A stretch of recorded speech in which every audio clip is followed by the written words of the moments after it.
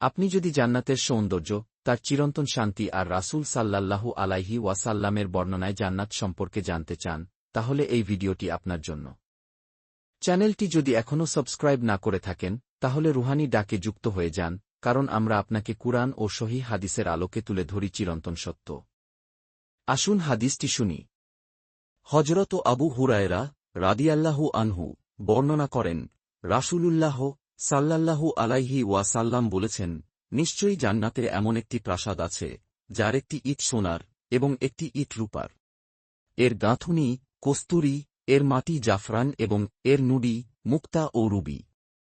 যে সেখানে প্রবেশ করবে, সে সুখে থাকবে ও কখনো কষ্ট পাবে না, সে সেখানে চিরকাল থাকবে, কখনো মারা যাবে না, তার কাপড় কখনো পুরনো হবে না এবং তার যৌবন কখনো শেষ হবে না।